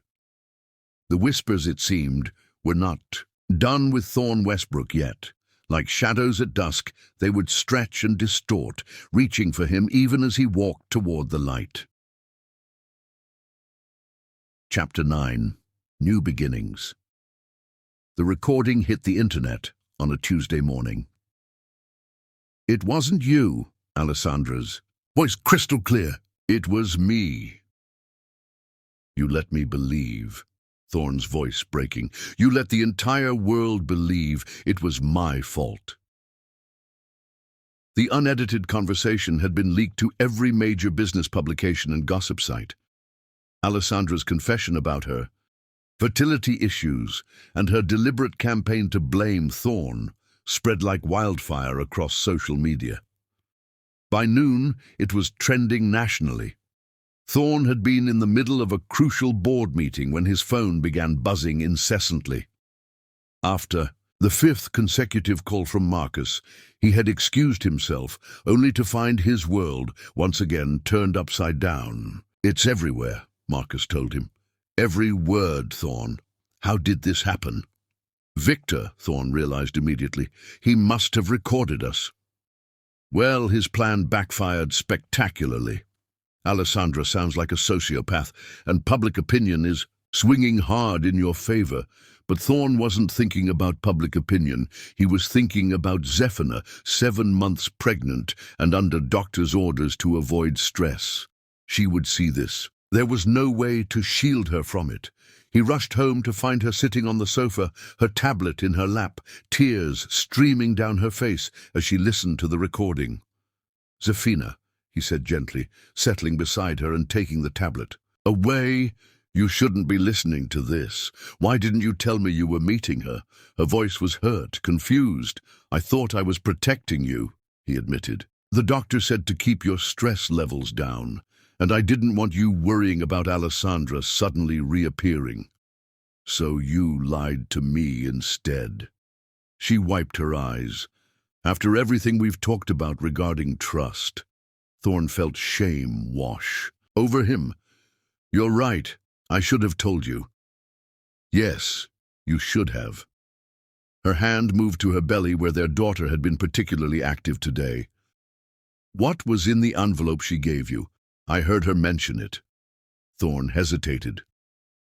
In the chaos of the leaked recording, he had almost forgotten about Alessandra's wedding present. He'd placed the sealed envelope in his desk drawer, unwilling to dignify her interference by opening it.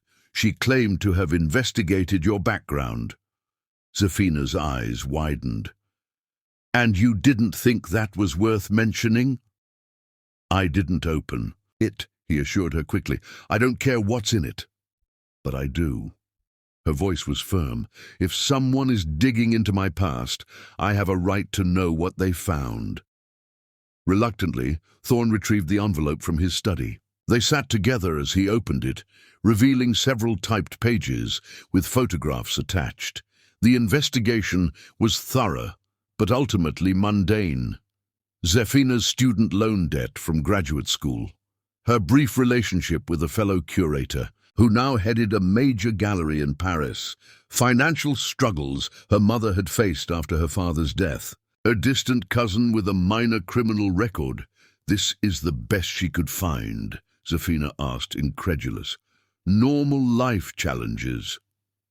"She was fishing," Thorne said, relief evident in his voice, "looking for leverage that doesn't exist." Zephina leaned back against the cushions, one hand absently rubbing her swollen belly. "What happens now? With the recording out there?" "Now the world knows the truth," Thorne said simply. "The whispers about me were based on a lie." "Does that matter?" "To you?" she asked, studying his face. "Being vindicated?" Thorne considered the question carefully. A month ago it would have meant everything, but now He placed his hand over hers on her belly. Now it feels almost irrelevant.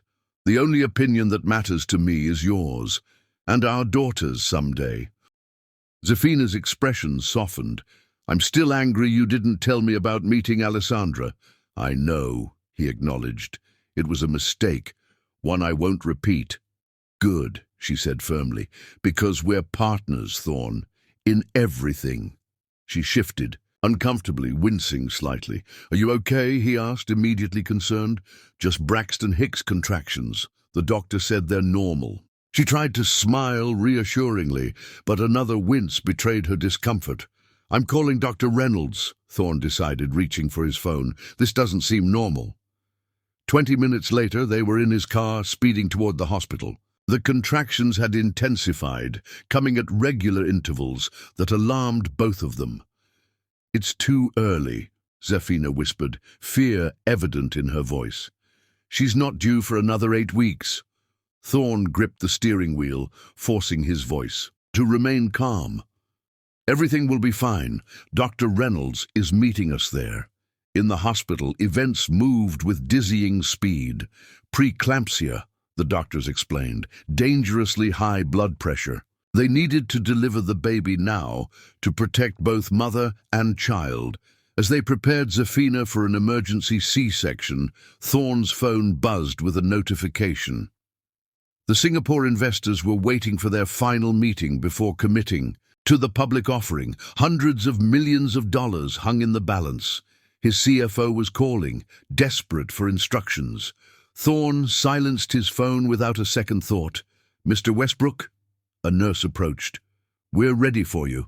In surgical. Scrubs. He sat beside Zafina's head as they began the procedure, holding her hand and murmuring reassurances. Fear like he had never known gripped him as he watched the doctors work with focused urgency. Blood pressure dropping, someone called out, and Zafina's hand went limp in his. She's crashing, another voice shouted. Get him out of here! No! Thorn resisted as hands pulled him away from Zafina. I need to stay with her. Sir, please, a nurse urged. Let us save them both. The next 2 hours were the longest of Thorn's life. He paced the waiting room, alternating between prayer and silent bargaining with whatever higher power might be listening. Take anything, his company, his wealth, his reputation, but spare Zafina and their child. When Dr. Reynolds finally appeared, her surgical mask pulled down, Thorn could barely breathe. They're both stable, she said, and his knees nearly buckled. With relief. Your daughter is small, 4 pounds 3 ounces, but her lungs are strong. She'll need some time in the NICU, but her prognosis is excellent. And Zafina? He asked, his voice cracking. She lost a lot of blood, but she's young and healthy. She'll recover fully with time and rest. Thorn closed his eyes, overwhelming gratitude washing through him. Can I see them? Your daughter first, Dr. Reynolds said. Then Zafina when she wakes up. The NICU maintained a hushed atmosphere, broken only by the gentle beeping of monitors. A nurse led Thorn to an incubator where a tiny being lay, impossibly small yet perfect in every detail. Tubes and wires connected her to machines, but beneath them he could see her chest rising and falling with determined breaths. Here she is, the nurse said softly. Would you like to touch her? Thorn nodded, unable to speak past the lump in his throat. The nurse showed him how to place his hand through the opening in the incubator. With infinite gentleness, he touched his daughter's tiny hand. Her fingers, no bigger than grains of rice, reflexively curled around his index finger. That moment, something fundamental shifted within Thorn Westbrook. All the whispers, all the business concerns, all the worries about reputation and legacy, they all fell away, utterly meaningless compared to the miracle before him. Hello, little one, he whispered, tears flowing freely down his face. I'm your dad. He stayed there for hours, watching her sleep, marveling at the perfection of her miniature features, the delicate curve of her ears, the soft bow of her lips, the tiny furrow between her brows that reminded him so much of Zafina's. concentrated expression. "She has your nose," the night nurse observed when she came to check the baby's vitals. "And strong lungs, too. She'll be a fighter like her father." "And her mother," Thorn added, thinking of Zafina's quiet strength. "She comes from a line of remarkable women." When the nurse left them alone again, Thorn began to talk to his daughter, his voice a gentle murmur in the quiet room. "Your mother is the most extraordinary person I've ever known," he told her. "She saw through all my defenses, all the walls I built to protect myself. She taught me that vulnerability isn't weakness. You'll learn that from her, too." He stroked her tiny arm with one finger. "And I promise you this. I will never let the world's whispers define you the way I let them define me. You will always know how precious you are, how worthy, how loved." The baby's eyes fluttered open briefly, dark eyes that seemed impossibly aware, and Thorn felt as if she were looking straight into his soul. "Your grandmother Naledi says that in her culture children are born with ancient wisdom," he continued softly, "that they choose their parents. If that's true, thank you for choosing us. We'll try to be worthy of that choice." A respiratory therapist entered to check the baby's oxygen levels, smiling at the sight of the powerful CEO hunched protectively over the tiny incubator. "You can hold her for a few minutes if you'd like," she offered. "Skin-to-skin contact is very beneficial for preemies." Thorn's eyes widened. "Is it safe? She seems so fragile." "She's stronger than she looks," the therapist assured him. "Here, unbutton your shirt and sit in that recliner. I'll bring her to you." With careful movements, Thorn did as instructed. When the therapist placed the impossibly small bundle against his bare chest, covering them both with a warm blanket, he felt a surge of emotion so powerful it took his breath away. His daughter snuggled against him, her heartbeat a rapid flutter against his own. "That's it," the therapist said, arranging the oxygen tube carefully. "Just relax. She knows who you are. She can sense your heartbeat, your breathing, your voice. You're her safe place." Her safe place. The words echoed in Thorn's mind as he cradled his daughter. All his life, he had sought safe places. His penthouse above the city, his position of power, the walls he'd built around his heart. Now, this tiny being looked to him for safety, for protection. "I'll be right back," the therapist said. "Just press the call button if you need anything." Left alone with his daughter, Thorn began humming softly, an old lullaby his mother used to sing to him. As he did, the baby's vital signs on the monitor steadied, her tiny body relaxing against him. "You like music, don't you?" he whispered. "Your mother sings beautifully. When you're bigger, she'll teach you songs from Botswana, stories past, down through generations." The baby made a soft sound, almost like a sigh, and Thorn felt his heart constrict with love so fierce it was almost painful. "I never understood before," he confessed to her, "why people would rearrange their entire lives for their children. What could possibly matter more than success, achievement, legacy?" He pressed the gentlest of kisses to the top of her head, where wisps of dark hair curled against her scalp. "But now I know, nothing matters more than this, than you." When the nurse returned an hour later, she found the powerful CEO asleep in the recliner, his newborn daughter peaceful against his chest, both their faces bearing identical expressions of contentment. "Mr. Westbrook," she said softly, hating to disturb them. "We need to place her back in the incubator now." Thorn awakened immediately, his arms instinctively cradling his daughter more securely. "Just another minute," he pleaded, not ready to relinquish the connection. The nurse smiled, understanding. "Of course. Take your time." In that extra minute, Thorn made a silent vow to his daughter that he would be the father she deserved, that he would create a world where she would never doubt her worth or her place in it, that he would protect her not by building walls around her, but by teaching her to be strong enough to face whatever came. When he finally allowed the nurse to return the baby to her incubator, his arms felt empty, but his heart was fuller than it had ever been. Hours later, when Zefina finally awoke in the recovery room, Thorn was at her side instantly, his eyes shining with emotions too profound for words. "The baby?" she asked immediately, her voice hoarse. "She's perfect," he assured her, stroking her hair. "Small but mighty, just like her mother." Relief flooded Zefina's face. "Can I see her?" "Soon," he promised. "Once you're a bit stronger." Zefina's eyes filled with tears.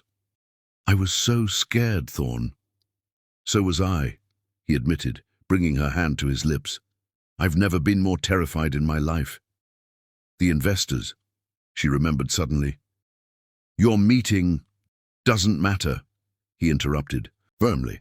"Not even slightly. I'll handle it later." She studied his face, seeing something new there, a certainty, a clarity that hadn't been there before. "What happened to you?" she asked softly. Thorn smiled, the expression transforming his face. "I met our daughter, and I finally understood what truly matters." When the nurse brought photos of the baby, they spent an hour debating names, finally settling on one that honored both their heritages: Zara Naledi Westbrook. "It's perfect," Zefina murmured, tracing the tiny face in the photograph. "She's perfect." As she drifted back to sleep, Thorn checked his phone for the first time in hours. Dozens of missed calls and messages about both the leaked recording and the missed investor meeting. Marcus had handled the latter, apologizing to the Singaporeans and rescheduling for the following week. The last message was from his PR team, asking for direction on how to respond to the media frenzy surrounding Alessandra's recorded confession. Thorn looked at Zefina's peaceful face, then at the photo of their daughter. With sudden clarity, he knew exactly what needed to be done. He typed a quick response. "Schedule a press conference for next week. Westbrook Tower, full media presence." It was time to end the whispers once and for all, not just for himself, but for his family. Chapter 10. Truth in full light. The grand ballroom of Westbrook Tower gleamed under crystal chandeliers, filled to capacity with New York's business elite, media figures, and social luminaries. The occasion, officially the 10th anniversary celebration of Westbrook Innovations, had drawn unprecedented attention, partly due to the company's imminent public offering and partly due to the scandal still reverberating from Alessandra's leaked confession. Behind the stage, Thorn adjusted his tie, a curious calm settling over him.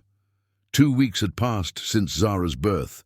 She remained in the NICU, but was growing stronger every day, already surpassing the doctor's expectations. Zefina had recovered remarkably well, though she still tired easily. "Are you sure about this?" Marcus asked, joining him in the small preparation room. "The board is nervous about what you might say." "The board will survive," Thorn replied. "This isn't about them. The investors are watching closely," Marcus warned. "After missing that meeting, let them watch," Thorn interrupted gently. "Tonight isn't about them either." Marcus studied his friend's face, noting the profound change there. Gone was the tightly controlled CEO perpetually braced for judgment. In his place stood a man with the peaceful certainty of someone who had found what truly mattered. "Your family is here," Marcus said, his tone softening. "Zefina insisted on coming, despite the doctor's recommendations for rest," Thorn smiled. "She's stubborn that way." "She's good for you," Marcus acknowledged. "I've never seen you like this, Thorn. Even before all the rumors and whispers, you were always driven, but there was an emptiness to it." "There was," Thorn agreed. "I just didn't recognize it until Zefina showed me what was missing." A staff member appeared at the door. "5 minutes, Mr. Westbrook." Marcus squeezed his shoulder. "Whatever you say out there tonight, I'm with you." As Thorn stepped onto the stage, the assembled crowd applauded politely. Camera flashes erupted from the media section.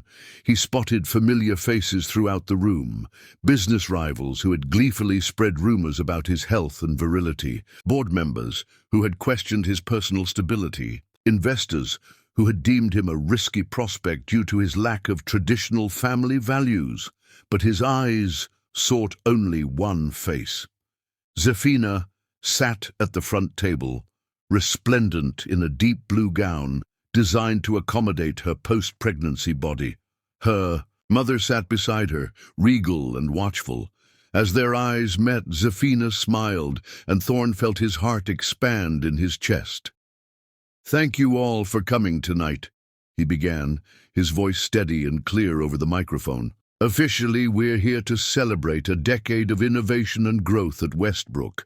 But I have something more important to discuss." A subtle tension rippled through the crowd. For the past 3 years, many of you in this room have participated in spreading rumors about my health and my personal life. His direct approach caused uncomfortable shifting among the attendees. Some of you did it out of genuine concern, some out of business strategy, and some simply because gossip is the currency of our social circles. He paused, letting his gaze sweep across those who had been the most persistent whispers. "A few weeks ago, you all heard the truth. My ex-wife's recorded confession made it clear that the rumors about my fertility were fabricated. I could stand here tonight and demand apologies or name those who used these falsehoods against me professionally. I could announce lawsuits or threaten retaliation." The tension in the room heightened, several attendees exchanging nervous glances. "But I'm not going to do any of those things," Thorn continued, his voice softening. "Because 2 weeks ago, something happened that changed everything for me. My daughter was born." A ripple of whispers swept the room. Zara Naledi Westbrook arrived early and small, but fighting with everything she has. Watching her tiny body work so hard just to breathe, I realized how utterly meaningless all of this is. He gestured to the opulent surroundings. The gossip, the business rivalries, the constant positioning for advantage, none of it matters compared to the miracle of that little life. His eyes found Zafina again, who was watching him with tears shimmering in her eyes. "Meeting my daughter made me understand what real strength looks like. It isn't found in boardrooms or stock valuations. It isn't measured by who can destroy a competitor's reputation most effectively. Real strength is vulnerability. It's opening yourself to love despite the risk of pain. It's choosing truth over convenience." Thorn stepped away from the podium, moving to the front of the stage. "I spent 3 years believing what was said about me. I let those whispers define how I saw myself. I built walls to protect myself from further hurt, never realizing those same walls were keeping out everything that mattered." His voice grew stronger, more passionate. "Then I met a woman who saw past all of that, who taught me that redemption isn't about proving others wrong. It's about finding the courage to believe in yourself again." He extended his hand towards Zafina, who rose and walked to join him on stage. As she took his hand, a palpable warmth spread through the room. "This is my fiancée, Zafina Avery, the woman who showed me that whispers have power only if you choose to listen to them." Zafina smiled through her tears as he drew her close. "Tonight, I'm announcing the formation of the Zara Westbrook Foundation, dedicated to supporting families facing fertility challenges and premature births. My daughter's difficult entry into this world has opened my eyes to struggles far more significant than business competition or social standing." He turned to address the room directly. "The Foundation's first initiative will be building a state-of-the-art NICU wing at Manhattan General Hospital, where families can stay with their premature infants throughout their hospitalization." Applause broke out, tentative at first, then building to enthusiastic approval as Thorn continued outlining the Foundation's ambitious plans. For those of you who participated in spreading rumors about me, whether maliciously or carelessly, I don't seek apologies or retribution. Instead, I invite you to channel that energy into something truly constructive. The Foundation welcomes your support, your expertise, and yes, he smiled slightly, your money. Laughter rippled through the crowd, breaking the last of the tension. 3 years ago, I let whispers convince me I was somehow less of a man because I couldn't father a child. Today, I stand before you as a father who understands that manhood has nothing to do with fertility and everything to do with how you treat those entrusted to your care. As Thorn finished his speech, the room erupted in a standing ovation. Zafina squeezed his hand, pride shining in her eyes. Even those who had been the most persistent sources of whispers applauded, perhaps out of genuine admiration, perhaps out of social necessity. The reception afterward was a blur of congratulations and pledges of support for the new foundation. Several couples approached privately to share their own fertility struggles, thanking Thorn for bringing the topic into the open. When they finally left the event, exhaustion was evident in Zafina's face, though her eyes still shone with joy. "Straight to the hospital?" Thorn asked as they settled into the back of his car. "Please," she replied, "I need to see her." In the quiet sanctuary of the NICU, they stood together beside their daughter's incubator. Zara had already grown noticeably, her tiny face more defined, her movements more coordinated. When the nurse placed her in Zafina's arms for their nightly kangaroo care session, she immediately nestled against her mother's chest. "She knows you," Thorn murmured, watching in awe as their daughter's tiny hand wrapped around Zafina's finger. "And she knows you," Zafina replied, nodding toward the monitor that showed Zara's heart rate, slowing to a peaceful rhythm at the sound of Thorn's voice. As Thorn gazed at his family, this miracle he had never dared to hope for, he felt the last echoes of those cruel whispers finally fade away, replaced by a profound peace. "Your speech was beautiful," Zafina said softly. "You didn't attack anyone, even those who deserved it." "Revenge wouldn't have brought healing," he replied, gently stroking Zara's impossibly small back. "Only love can do that." Later that night, as Zafina slept in their bed and Zara rested in her NICU incubator across town, Thorn stood at the windows of their penthouse, watching the city lights twinkle against the darkness. His phone buzzed with a news alert. Westbrook reborn, tech CEO's journey from whispered scandal to family man. He smiled and set the phone aside without reading further.